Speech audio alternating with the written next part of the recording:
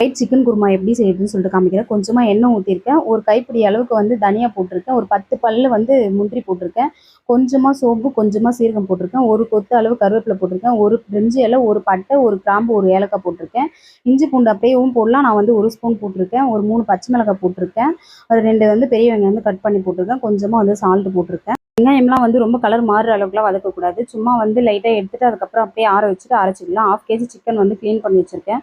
1/2 cup வந்து தயிர் வச்சுருக்கேன். இதை அரைச்சி வச்ச வந்து மிக்ஸ் எல்லாமே இது கூட சேர்த்துட்டு உப்பு வந்து போட்டுட்டு ஒரு 20 நிமிஷம் இதை நம்ம டிஸ்டர்ப் பண்ண வேண்டியதில்லை. 20 நிமிஷம் இருந்தாலுமே அது கொஞ்சம் லைட்டாக நல்லா தண்ணி விட்ட மாதிரி இருக்கும், நல்லாயிருக்கும். ஆனால் 10 நிமிஷம் தான் வச்சேன். திரும்ப எண்ணெய், பட்டை, கிராம்பு, லவங்கம்லாம் போட்டுட்டு கொஞ்சமாக சோம்பு, கருவேப்பிலை போட்டிருக்கேன். ஒரு பெரிய வெங்காயம் வந்து கட் பண்ணி போட்டிருக்கேன். ஒரு 3 பச்சை மிளகாய் திரும்ப வந்து நீல வாக்கில் வந்து கட் பண்ணி வச்சுருக்கேன்.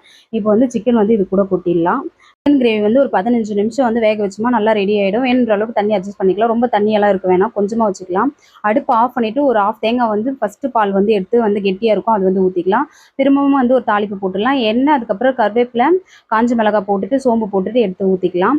எண்ணெய் மட்டும் தான் கொஞ்சம் அதிகமாக அப்போ வந்து தாளிக்கிற மாதிரி இருக்கும். ஆனால் ட்ரை பண்ணி பாருங்கள், சூப்பராக இருக்கும்.